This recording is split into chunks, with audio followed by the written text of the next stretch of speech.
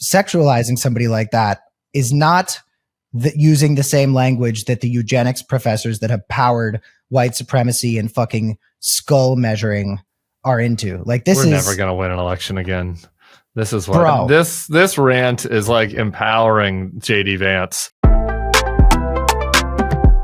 Hey everybody, I'm Tim Miller. I'm Cameron Kasky, and folks, two really huge things have happened in the past 24 hours. The Milwaukee Brewers handily defeated the Miami Marlins, and Donald Trump finally condemned his friend Jeffrey Epstein. Let's take a look. People keep writing stories like the time he threw him out of Mar-a-Lago. Can you settle that? What was it about? What caused the breach to begin? That's such old history. Very easy to explain, but I don't want to waste your time by explaining it. But for years, I wouldn't talk to Jeffrey Epstein. I wouldn't talk because he did something that was inappropriate. He hired help. And I said, don't ever do that again. He stole people that work for me. I said, don't ever do that again. He did it again. And I threw him out of the place, persona non grata. I threw him out, and that was it. I'm glad I did, if you want to know the truth. Don't ever do that again, Cameron. Usually, ideally, if you're going to talk to Jeffrey Epstein and say, don't ever do that again about something, it would probably be fucking 13-year-old girls would probably be the thing that he should not do again, not hire the help from Mar-a-Lago. Well, it's also just like he said the word inappropriate. He said Jeffrey Epstein did something inappropriate. Yeah. And, when I hear Jeffrey, and this, I happen to be, as we've repeatedly stated on this podcast, the wokest white man in Gen Z. So maybe this is just me being woke, but the woke side of me thinks that the most inappropriate thing Jeffrey Epstein did was rape children. So the use of the word inappropriate for poaching service staff is very Trump. It's to be expected. The man is delivering everything that we could have expected from him. And that's called consistency. And how often do we get that from a politician? He poached the help. This is just a guy who cares about the working man, Cameron. This is the thing with Trump. If you're a working class American, those Democrats, they're elitist. They went to college. They look down their nose at the working man. Many of these working class people get sent to El Salvador and Alligator Alcatraz now, which they probably wouldn't have during previous administrations. Maybe, but they condescend, they use highfalutin words and they look down on the culture of the working man. Not Donald Trump. He doesn't look down on the working man. He refers to them as the help. And if they choose on their own volition to take another job, that gets really upset because they're his property, actually, and he gets mad about that. But, other than that. And Trump values loyalty. I don't know anybody who hates a fake friend worse than Donald Trump. And while he might not acknowledge or respect the individual humanity of, quote, the help, I'm sure it didn't feel good for him to feel like he was losing friends. So unless they're Roy Cohn, of course, in which case he's happy to leave that guy behind. But interesting clip. We also had Donald Trump saying earlier today in a press conference or whatever that he did not have the privilege of going to Epstein Island, which is some way to put it. I think a lot of privileged people did go to Epstein Island. He did not have the privilege to go. Yeah, if he was caught on record saying that, before the world knew it was a child rape island, I think he could have gone out. He could have just very easily said, like, yeah, it sounded like a great vacation spot. I didn't have the privilege to go. But no, he said that today. I hear he's got a private beach, you get to avail yourself of. And there's that weird temple. It's not every day you get to see a weird temple on a billionaire's island, right? What else happens there? There's a swimming pool, I hear. It's nice. I saw an interview with Blair White, the conservative voice who is probably the top most trusted source of news across the aisle right now, where an Epstein survivor was talking about there being science labs there, and was saying that this is something that my friend from back home who was a Donald Trump fan, but Trump lost her when the Epstein stuff really started to boil up. In this Blair White interview, they talk about cloning and how there could have been cloning going on. And listen, I'm not saying there was cloning happening on Epstein Island. I am saying that they raised a really good point, which is that in the 90s, we figured out how to clone sheep. And it's like, do you think people were like, okay, great, let's stop there? Yes. Food for thought. Food for thought. We should have your friend that bailed on MAGA on the channel. Does she want to speak out? Does she want to come forward? I don't know. Does she want to have her story told? We hooked up for a couple years. I think we've already had one ex of mine on the show. And while I could do it though, I could interview just a one-on-one interview with her. Yeah, I don't know, just try to explore her journey. Yeah, well, it's a very interesting journey because she went from Republican but not Trump to Republican and Trump to Republican and I can't support Donald Trump anymore because the child rape is where he went too far. Which, in all fairness, you know, I do think Donald Trump went too far like 40 years ago.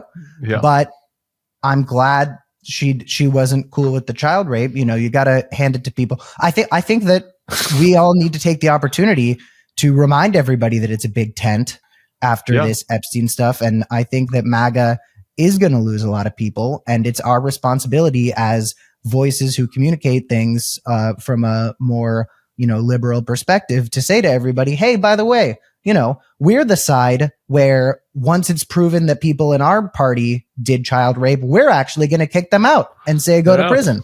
Yeah. Even more than that, the Democrats kicked out Al Franken when he didn't do anything even close to child rape, and he just did some funny jokes, you know, a little bit of light harassment. Not great, not good. I don't endorse it, but I mean, nothing close to a child sex ring. And boom, he had to hit the curb. So, you know, accountability. There's an accountability gap. I talked about this on MSNBC, or as Tim is on an MS basis with it. But I was talking about this when we were talking about the New York City mayoral race. I was like, so Cuomo is good. Cuomo is good to get endorsements from Bloomberg and from Jim Clyburn, the most perfect politician in the world who is above criticism. But Al Franken had to go. Cuomo, with 12 credible accusations of sexual harassment and having sued for gynecological records of his alleged victims, he's actually fine, and the establishment will get behind him. But that son of a bitch, Al Franken, had some pictures where he was being in a propes, and we can't put up with that. Fuck all these people, whatever. Accusements is a kind of a fun malapropism, actually. Well, it's because I was getting to the word harassment. Yeah, harassment or accuser. That's fun. That's fun. I've invited Andrew Cuomo onto the Bulwark and have not heard back. So I should say, have you done Franken yet? Oh yeah, me and Al had a great chat last year. He's a good dude. As a young Jew who thinks he's hilarious, Franken was like a superhero to me growing up. Franken, Jon Stewart, Anthony Bourdain, Robin Williams, and that's a good list. And Norm Macdonald were my big ones growing up. Oh, love Norm. That's a good list. Yeah, Al Franken's pod itself is kind of. You think our pod is chaotic? His pod is totally chaotic. He's just doing like random asides for like 30 minutes and loses track of what the topic was and stuff. Does he have any nut? Does he Gavin Newsom it and have any fucking Charlie Kirk types on? No, he doesn't. He's Al. You can't go wrong with Al, really. What else do we have? Speaking of staying on topic, Cameron, what else is on what's on our agenda today? Speaking of how funny I am, I've always said I wanted Al Franken to run for president with Jill Stein as his VP. So we could have presidential election posters that say Frankenstein, and you can all leave a comment down below how fucking funny you would think that is. I've got great news for you. We can leave the Russian asset Jill Stein by the wayside now. The new Democratic governor of North Carolina is Josh Stein. So it can be an Al Franken, Josh Stein ticket, and you can still have your joke without having to give anything to one of the worst people in the world. Not quite as bad as Ghislaine Maxwell, but certainly in the top 250, Jill Stein. Jill's pretty bad, isn't she? Jill's really bad. She even the whole, the presidential ticket thing where she's just being such a terrible person to the Democratic Party. Even with all of that aside, she also sucks. Also maybe Sam Stein. Sam Stein would be a good option, but Sam. That's a good one. I want to get into 2 points of disagreement we've had this past week. Tim and I see eye to eye on plenty of things, and there's also obviously so many places where we're different. One of them was out of nowhere in the middle of a different conversation. I texted Tim, Blink 182 is so good, and he thumbs downed my message.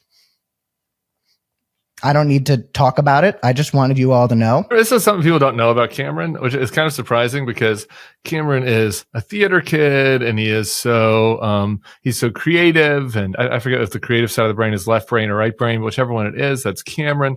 And he's young and has very hip friends. Has dated prominent. So you would think that Cameron would have good taste in music. Wrong. Horrible taste in music. And every suggestion he has is horrible. Like, it is the worst taste. Like, Cameron has the taste in music of like and maybe some of you are listening, so please don't take it the wrong way. 58-year-old lady from probably like the boring part of New Jersey or like Hartford, like a 58-year-old woman from Hartford. Who drinks 2 Starbucks mocha frappuccinos a day. Like, that person's Spotify playlist and Cameron's are indistinguishable. In my defense, I love REM, and I think we can all get behind that. We can. Okay, let's move on. Let's move forward. The other point of disagreement we had was in regards to Sydney Sweeney, who has really emerged as a political figure without really trying to. Yeah. Sydney Sweeney was just trying to be an actor and a great businesswoman. She did a film called Madam Web, which was famously one of the worst superhero movies of all time, in order to get a rom-com she really wanted to do called Anyone But You, greenlit by Sony. So she made the choice to be in a really bad movie because that got the studio to greenlight a passion project for her. So she's I like that. more. That's kind of more how than this podcast came into play, actually. This pod, yeah. I don't remember how this podcast came into play. Let's keep going. She's all over the place. People talk about her online all the time.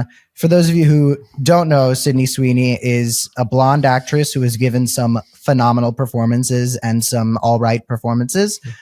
She is famous for having huge tits, which White Lotus season 1, epic. Does she tits on White Lotus season 1? I don't know if we see them in toto, but she's wonderful. She does on Euphoria. And she's really a talented person, but MAGA has kind of tried to take Sydney Sweeney and make her a little bit of an icon for them. And unfortunately, Sydney Sweeney seems to be not trying to avoid that. She seems to not necessarily mind. Basically, what happened was there were all these viral tweets that were showing Sydney Sweeney being hot and saying, woke is dead. Because according to these people, since left-wing individuals, woke-minded individuals want more diversity in projects, the very idea of being a hot blonde woman with big boobs is MAGA to them. It means that the America that they fought for came back. And that has turned into a couple things. Well, before we get into our fight about Sydney Sweeney, can I ask, because you can represent the woke liberal male, are woke liberal males interested in blonde girls with big boobs? Is that a popular archetype, or no? I'm kind of over that. I have been there, and it was an extraordinary journey for me. I was talking for you to generalize among your peer set. Are the fellow? They fucking love Sydney Sweeney. I think Sydney Sweeney is so attractive and beautiful, and more than that, is a very smart person, and there's a lot to respect about her. There's a couple things that I wasn't so excited about. She's selling a soap now that is apparently made out of her bath water, which, you know, there's a degree to which she's taking ownership of how sexualized she is. There's also a degree to which that's fucking weird. She was at Jeffrey Bezos' wedding. You're sort of strangely at times anti-sexual and anti-touch. I don't know if there's anything weird about that. I kind of like that. That's kind of hot. I think bathwater soap is just a little weird because it's like, I think that there's a degree to which the men who want something like that, the thing they like about it is that Sydney doesn't know who they are, and they're still claiming some sort of ownership over her body. You're making it kind of weird, but okay, I hear you. I mean, she chose to do it. All right. I do not endorse anyone going to Jeff Bezos' wedding. That's a bad idea. But before we go over her whole rap sheet, can we watch the ad we disagree with? Can everybody watch it together? She did an advertisement for American Eagle that Tim is cool with. I think it's kind of eugenics. Let's have a look. Genes are passed down from parents to offspring, often determining traits like hair color, personality, and even eye color. My genes are blue. Sydney Sweeney, Casper Genes. Okay, I'd like for you to explain to me what your problem is with that advertisement. Well, it's a remake of an ad that many would call pedophilic because it features a 15-year-old girl. I don't remember who it was in the ad. I kind of don't want to draw attention to it, but this was like a direct remake of a very predatory advertisement. But whatever, okay, making it with an adult woman. Blonde hair, blue eyes, talking about genes and how genes work and saying she has great genes. I think American Eagle recognized that conservative America, who wants this sort of white purity, loves that Sydney Sweeney represents what they're looking for, and therefore they're playing into that, not as a full-blown dog whistle, but as something that is definitely pretty eugenics, pretty like British eugenics.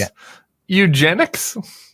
Like what? Like this jeans ad is arguing for like killing getting rid of people that have certain identifiable traits. And we do have genes. Genes exist. We all do have GENES genes, as well as most of us wear JEANS genes. Like acknowledging their existence is not eugenics, I don't think. Is it? The existence of genes? Look, I am a staunch believer in the First Amendment, unlike the Anti-First Amendment League that calls themselves the ADL. But I will say that this was just, come the fuck on. You know what they're doing. Like, you can defend it. She's hot. She's hot. She's got blue eyes. They got blue jeans. She's got blue eyes. It's a play on the eyes and the jeans. It's like were the Calvin Klein commercials in the 90s eugenics. Like, there are plenty of ads that like touch all different kinds of different racial identities. Talk about how they're beautiful. That's fine. I don't know. They're hot black people in advertisements that they sell, that maybe sometimes you could say they're using them to try to sell to the black market. Isn't this just advertising? Like, what is wrong? Like, she's not saying that black people are bad or that brown-eyed people are bad. It's a sultry, sexy. Maybe you don't like sultry, sexy ads, but it's not eugenics, I don't think. Yeah. Look, we can't watch every advertisement. I have YouTube Premium. I don't watch very many ads at all, actually. I click out of ads very often, although you should listen to every ad that we do on FYPod. Thank you to our sponsors. But I don't think I can imagine an ad with like a dark-skinned black woman that says she has good genes. Like, I can't picture that. Black is beautiful ads. There are a lot of black is beautiful ads. Like, yeah, but that's not genes. Genes is the composition of somebody's genetic makeup. That is what makes you an Aryan, is your genes. And I find it, leave a comment down below for the algorithm if you've seen an ad saying that an Asian person has good genes. Even if you're right, like, I don't think that Trump there's says a that good about place. people too, by the way. Trump's into genes too. It's an ad for blue jeans. I don't think that it's a good place for liberals or pro-democracy, whatever people want to describe themselves, progressives, to be in. That, like, it is racist for a blonde girl to be able to say that she has good genes. Like, I don't think that's a good place for people to be. Some dude was saying it. That creates backlash. Like, people think that Sydney Sweeney is hot and has good genes. Does anybody disagree with the fact that Sydney Sweeney has good genes? She's extremely hot and attractive. I mean, I think Michael B. Jordan has great genes. Would anybody deny that? I don't think so. If you're now, if you're getting out the calipers, nobody's making an advertisement saying Michael B. Jordan has good genes. Well, not in this case, but there are plenty of ads that sexualize and like talk, and and maybe that people don't like that, and that's bad. But like, it's not like there are not hot black and brown people in ads these days. If anything, the critique now is that there's like two all ads. It's like every couple has to be biracial. I don't care about that either. It's advertisements. These are companies. This is capitalism. They're trying to sell their products. Like, yeah, but is this really bad? What is bad? Sexualizing a hottie like Michael B. Jordan, who can do whatever he wants to me, by the way. Sexualizing somebody like that is not using the same language that the eugenics professors that have powered white supremacy and fucking skull measuring are into. Like, we're never going to win an election again. This is what this rant is like empowering JD Vance. Your rant might as well be a pro JD Vance ad, so that in 2028 he can go out there and be like, the fucking woke libs don't even want you to like Sydney Sweeney. Talking about how she's hot is eugenics now. If we're talking good genes, I'm not going to get too far into this, but look no further than Usha Vance. Usha Vance has good genes. Oh Really good my genes. God, what a fucking JD stunning Vance's woman. genes do not. He doesn't deserve a second with. Although, you know what? Frankly, I have no sympathy for her at this point.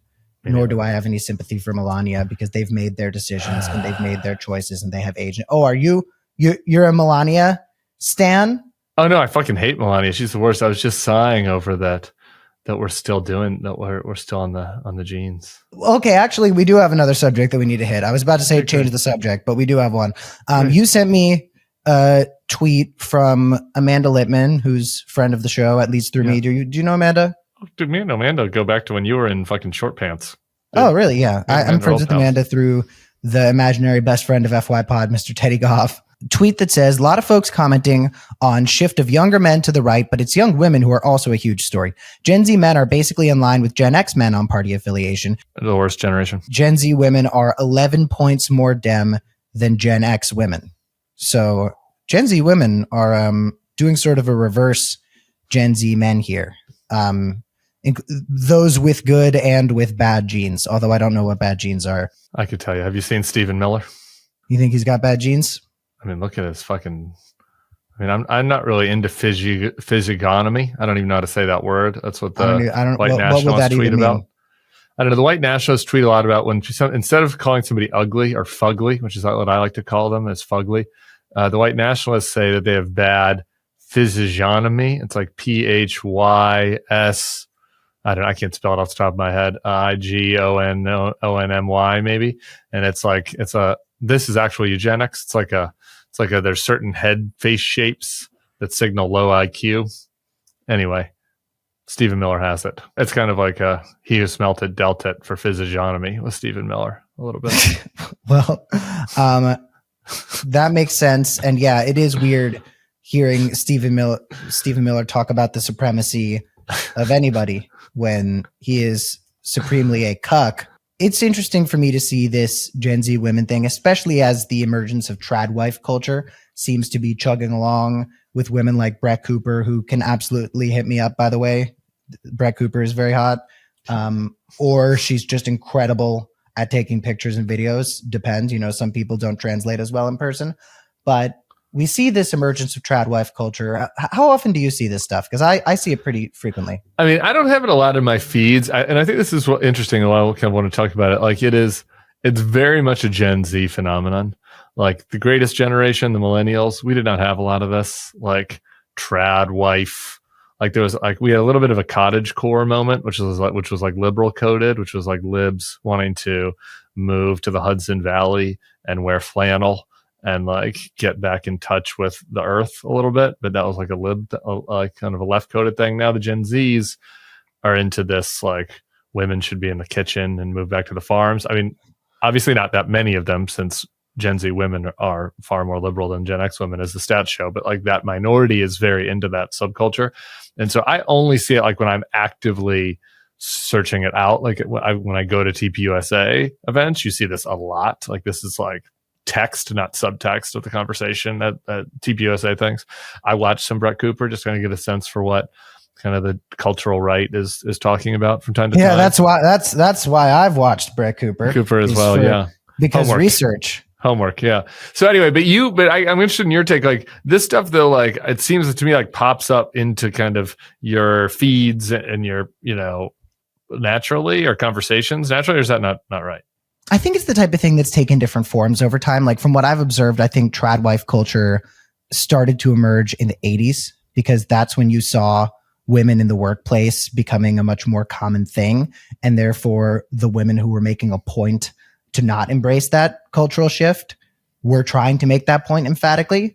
So I do think Tradwife culture probably does have roots that can be traced back to the 80s and to the, earliest phases of women in the workplace having any sort of positions that were beyond just secretary being a thing. But as for the current iteration of Tradwife culture, we've talked about this before. I think so much of it involves the financial insecurity that our generation is facing and the idea that if we pair up and get, shacked up early, we can be part of this sort of team. And liberalism encourages women to take more ownership over their futures and their lives and put them in financial positions where they don't have to be trapped in marriages because they don't have the career mobility to get away from their shithole husband. But I do think, so I think the primary contributing factor to this thing that women find interesting with quote unquote trad wives is the fact that we are entering an economy that is unstable, where these extremely high percentages of Gen Z people are not able to find anything in the workplace. There's obviously some more to it. I think that the anti-feminist wave that we've faced since Me Too, which I think is largely powered by a resentment that a lot of men hold towards Me Too for framing us as aggressors, when a lot of men have said like, well, I've never raped anybody, so why do I have to be careful about the way that I approach women in clubs? And suddenly men aren't approaching women as much anymore. And it's a complicated thing. And there's Me Too was obviously good, and I was supportive of it, and actually did some work with some Me Too victims, did some PR stuff. But like, there also has just objectively been a backlash. And I talked to Ta-Nehisi Coates about this, about kind of the woke stuff. Like, there was positive progress made, but like, you just have to live in a reality like that. A backlash was driving this, which is like why I think the stuff was not happening in my era and is happening now with this younger group that came of age during the Me Too stuff. Men are not walking up to and approaching women anymore. And I've had some stuff, I've probably talked about this on the show before, but I've had some stuff where I've definitely noticed Me Too follow me into places like the bedroom, where I've been kind of happy about it, because I was around 15 years old when, I mean, Me Too was started by a black woman in like 2007, but when white woman Me Too became as popular as it was around 2016, I was a teenager. So I was just starting to kiss. 15 was when I started to fuck, which is pretty cool. So right around then I started to see this thing, and that put me in a position where I'm much quicker to be overcautious in private with specifically women. With men, it's a completely different story. But with women, I'm quicker to be overcautious than I am to jump the gun. And I think that that's been a good thing for me, because when I talk about asking women if you can kiss them, when I'm talking to guys about how to go in and kiss a woman, I always say, ask first. Don't ask in like a grovelly, like, can I kiss you way, but ask in a confident way, where you aren't devaluing yourself by asking as if you're not good enough to do it. You are simply making sure she's all right with it. And I'll tell you why. I have a lot of lady friends. Women make up at least 50% of my friends. And I hear two things from them about asking if you can kiss. I hear, he asked if he can kiss me. That was so cringe and yuck, and I couldn't believe it. I wanted to vomit. And I've heard, he asked if he could kiss me. That was so gallant and chivalrous. And what I noticed was that when she's into him, it's gallant and chivalrous. And when she's not into him, it's cringe and ick. So what I say to my friends is, if you ask for the kiss, under almost no circumstances is the question going to change the answer. But what it can do is prevent you going in to kiss somebody who is either going to turn away and move away and put you in this awkward situation, or even worse, kiss you, but not because they want to. Can I just say, I think it's great. It's fine advice, Cameron, but I don't know. Like, going in for a kiss and getting rejected is an important life experience for a young man. And I think it builds character. As long as you're not being creepy about it and then forcing the kiss on her, obviously that is bad and is not as bad character, and you should be reproached for that. But like, taking a shot, taking a swing and getting rejected, nothing wrong with that. Here's where we're going to fully become a men's podcast. I'm going to give some kissing women advice. Again, I'm not using this as men advice. That's a different story. But with women, ask if you can go for the kiss, but do it with the confidence of it's going to be a yes.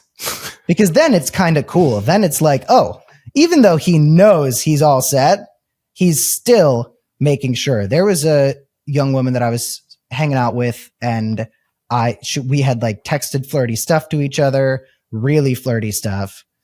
And I went and I said to her, like, hey, by the way, we can kiss now, right? And she went, no. And let me tell you why. And I was like, well, thank God I asked. And then about 6 months later, we were hooking up like every day for like 3 weeks straight. So first of all, it's an investment in a positive relationship that is built on trust and respect. Because if you respect those types of boundaries, that lets them know that you are the type of person who is not going to take advantage of a situation where pressure can be applied. But also, it's like a nice thing to do, and it's a way to avoid a situation where you're making somebody feel uncomfortable. And that's like my biggest fear. And that goes back to what we started talking about, which is like Me Too really, really put me in the position where I understand how important it is to make sure that you're not making somebody uncomfortable. And in terms of the bisexuality of it all, hooking up with dudes made me understand what it feels like. And not the way that a woman could, of course, but I know what it feels like to be intimidated and uncomfortable because of the man that you're in bed with. Men have made me feel pressured and uncomfortable and unsafe. And while I can't understand how a woman feels in that perspective, I do know that it's fucking scary. And if I fucking ask, it works literally every time except for the one that I described. So ask, gentlemen. That's Tim. Tim can't even give you advice. He's gay. I get some girls. I can give some advice and didn't ask. And got several no's and a yes, and then moved on to men. Hold on. Could I wrap us up? I know it's quite a long soliloquy. I think people love the Kissing with Cameron podcast, and we should probably have a whole spin-off podcast dedicated just to your advice when it comes to intimacy. And if people want to have questions for him, they should email. Yeah, we have Boomer Mailbag. What's the email for that? bulwarkpodcast@thebulwark.com. If they are a boomer that have questions about their love life, or if they're a zoomer that have questions about whether or not they should ask proposed loved one for permission before kissing. Well, so the one sentence wrap up I have for that, just to bring it back to the OG topic, was like, I think that while financial insecurity is a big part of Tradwife culture, I think a lot of it is that women sort of caught on to, and a lot of them agreed with, this resentment men had towards the larger Me Too movement, because misogyny would not be possible without the many women who help us make it happen. And Me Too was a big thing to turn the culture on that. And that is my truth. I agree with that. I've got good news. I'm going to end us on good news. We'll do more on this, on Gen Z women, and kind of this dichotomy between the Tradwife movement and the fact that Gen Z women are going so far left. But my one sentence summation is, we've got a lot of problems with young men.